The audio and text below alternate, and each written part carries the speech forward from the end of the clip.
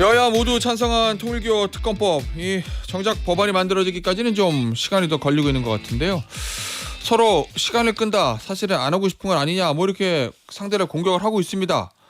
여당 입장부터 좀 들어보죠. 더불어민주당 원내소통 수석부 대표죠, 박상혁 의원입니다. 의원님 안녕하세요. 예, 안녕하세요. 박상혁 의원입니다. 의원님, 특검은 하긴 해야 되는 거잖아요. 통일교 특검. 오랜만에 한다는 것 자체에 여야가 합의가 됐으니까. 역시 악마는 디테일이 있다고. 특검 추천권이요. 민주당은 생각하고 계시는 안은 뭐예요 지금? 근데 먼저 뭐 한다는데 합의가 되어 있고, 예. 그다음에 지난번 만났을 때 뭐 조금 이견이 있었기 때문에 예. 그 방법론을 가지고 각자 발의를 하기로 했지 않습니까? 그래서 먼저 좀 국민의힘이 발의를 했고요. 저희 당 관심도 많으실 텐데 아마 오늘쯤이면 지도부의 안을 보고할 것으로 알고 있습니다. 그래서 예. 어제 확인을 좀 해보니까 오늘 오늘 중이면 보고가 되고 그 안을 가지고 또 협의를 하면 되기 때문에 지금 장동혁 대표는 이게 합의가 안 돼서 뭔가 장외 집회로 나가고 또 이준석 개혁신당 대표하고 뭐 공동 단식 투쟁 뭐 이런 거 해가지고 조금 다른 생각을 가지고 있잖아요. 내년 지방선거까지. 근데 그럴 일은 없을 거다. 뭐 저희들의 안뿐만 아니라 여러 가지 국민들이 충분히 납득하실 수 있는 안까지 해서 다양하게 뭐 생각을 하고 있기 때문에 그런 부분은 문제가 안 될 것 같고, 오히려 저는 이런 문제가 중요하다고 생각합니다. 이 통일교 특검의 본질이 뭐냐에 대한 이야기입니다. 결국 종교가 정치에 개입한 문제, 대선이라든지 전당대회 개입한 이 문제에 대해서 수사하는 것이다. 특히 어제 전재수 장관도 뭐 페이스북에 올렸습니다만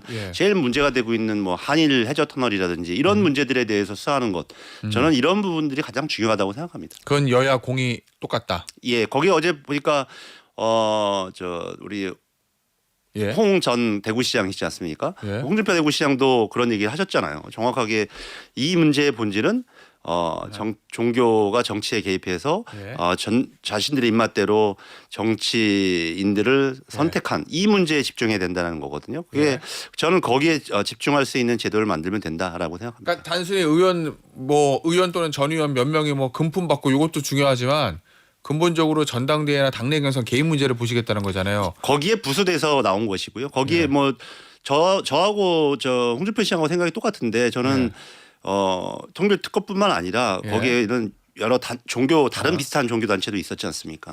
언론에 거론되는, 저는 그런 분들까지 이게 건드려져야 앞으로 이게 단순히 어떤 걸 확인하기 위한 특검이 아니라 근본적으로 국가의 제도라든지 이런 부분에 대한 앞으로 있어서 안 된 일들을 좀 제거하기 위한 거지 않습니까? 저는 그런 부분이 되게 중요하다고 생각합니다. 그러면 통일교가 아니라 통일교뿐만 아니라 신천지까지도 수사 대상을 넓혀야 한다 이런 말씀이세요? 뭐 제 개인적인 생각이기도 하고 일부 의원들은 그런 부분에 굉장히 좀 중요하다고 봅니다. 또 말씀드렸던 것처럼 홍준표 시장도 그랬고요. 근데 그게 이제 과연 협상 과정이나 이런 데서 다 관철이 될지 모르겠습니다만 저는 본질을 얘기하고 싶은 겁니다. 본질은 그러면 역시 그 종교단체가 국민의힘뿐만 아니라 민주당에도 들어올 수도 있는 건데 그거 다 보는 게 맞다. 이번 게 털자 이런 말씀이신 거잖아요.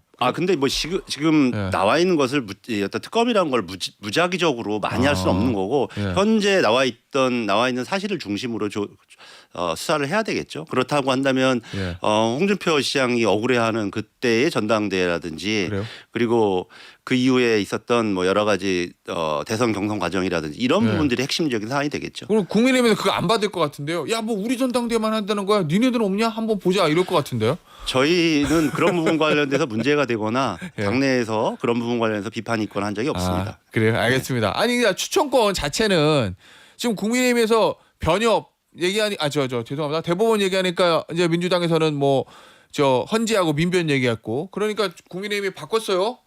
그러면은 우리랑 너희는 빼고 조국 혁신당하고 개혁신당 하자. 일단 그 두 당 의혹이 안 나왔으니까 이건 어떠세요? 뭐 특검 지금 추천권은? 아까 말씀드렸던 것처럼 이제 오늘 안이 보고되고 여러 가지 내용들이 있기 때문에 지금 이걸 딱 특정져서 얘기를 하게 되면 오히려 협상에 방해가 되고 그걸 장동혁 대표가 원하는 바이기 때문에 저는 그렇게 단정지을 건 아니라고 생각을 하고요. 그중에 한 가지만 얘기하자면 만약에 헌재 같은 경우는 국가기관 아닙니까? 그리고 윤석열은 헌재에 의해서 탄핵 결정도 됐는데 이거를 가치 중립적인 헌법적인 기관이 아니다 이렇게 장동혁 대표가 이야기하는 거라면 굉장히 반헌법적인 인물 같아요. 그런 그래요?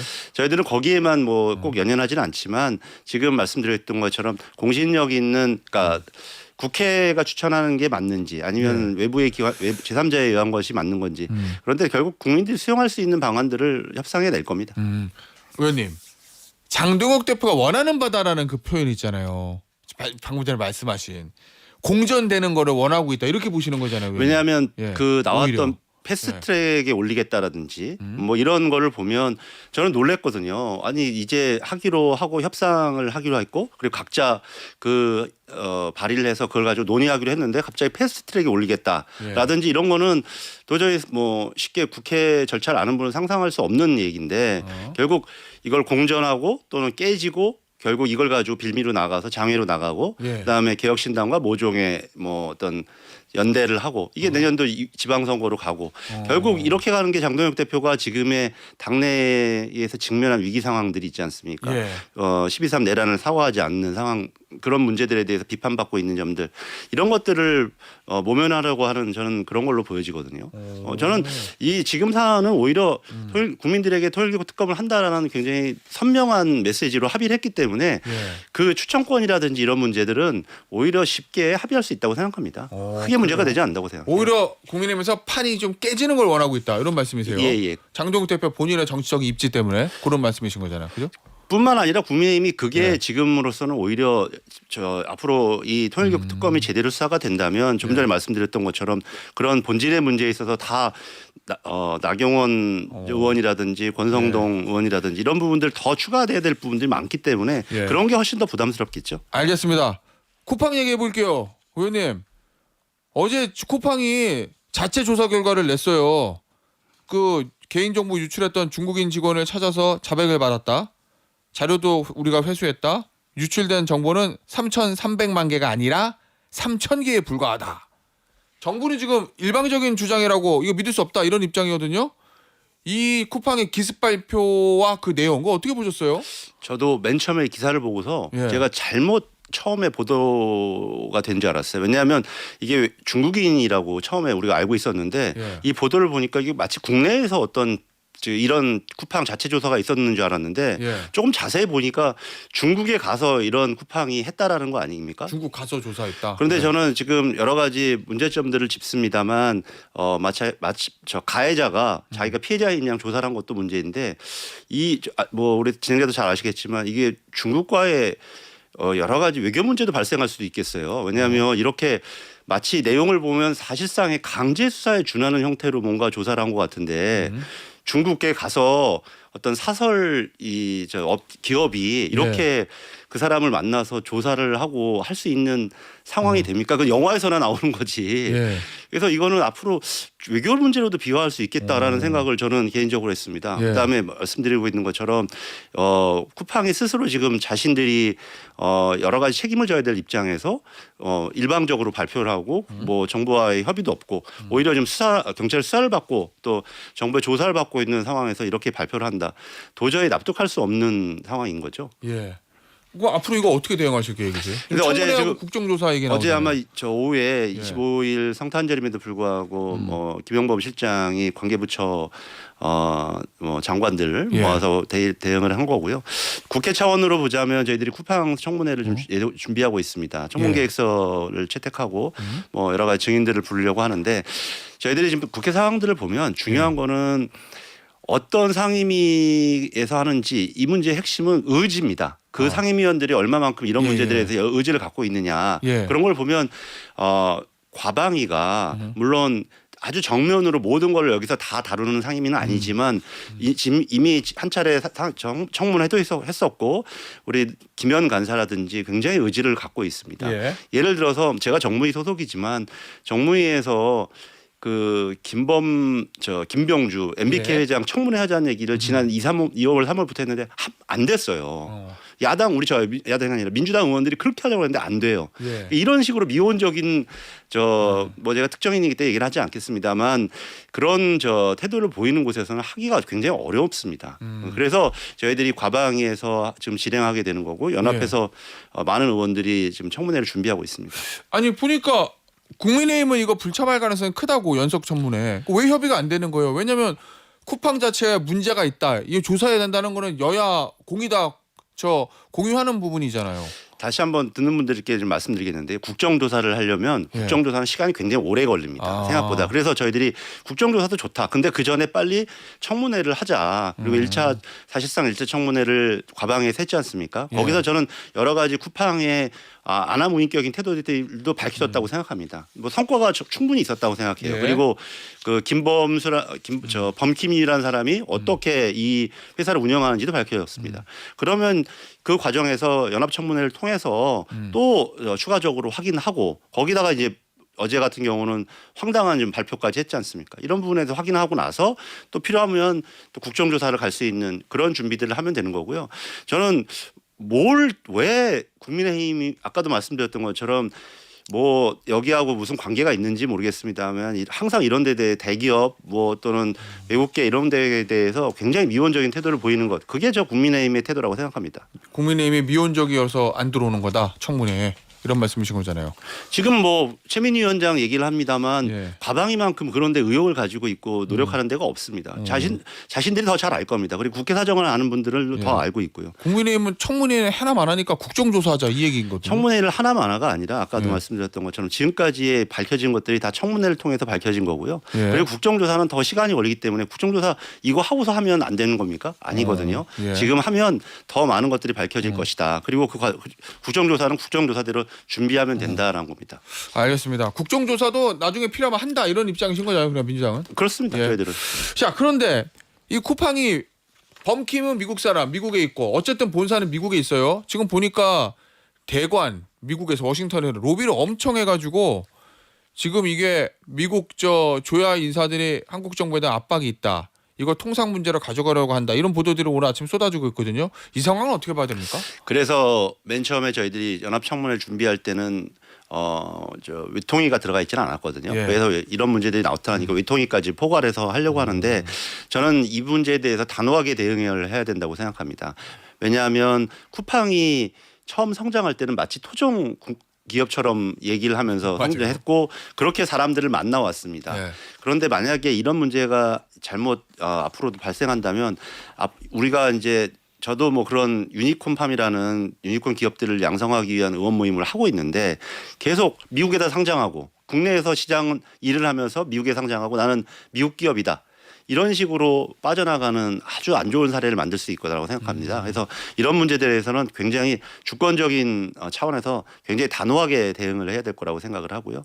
그런 문제에 대해서도 또 저 외교당국도 예. 매우 냉정하게 또 우리 뭐 미국 쪽에서 혹시 그런 문제를 제기한다면 예. 대처를 해줘야 될 거라고 생각합니다. 알겠습니다. 의원님, 제가 앞서 미리 예고를 했습니다. 김병기 원내대표 지금 보니까 대한항공에서 이제 숙박권을 받았다, 공항에서 가족의 특혜를 받았다 이런 의혹이 있었고, 그리고 지역구에 있는 병원에서 뭐 가족의 진료 특혜를 받았다. 이것도 의혹입니다. 물론 숙박권 말고 나머지 공항하고 병원은 특혜가 아니다 이렇게 김병기 원내대표가 해명을 하고 있는데 당에서는 이 사안 어떻게 보고 계십니까? 뭐 먼저 이런 논란 자체를 만드는 부분에 대해서는 굉장히 뭐 송구스럽다라는 말씀드리겠고요. 지금 뭐 저도 같이 일을 하고 있기 때문에 예. 제가 여기서 뭔가를 얘기하는 건 굉장히 좀 조심스러운데요.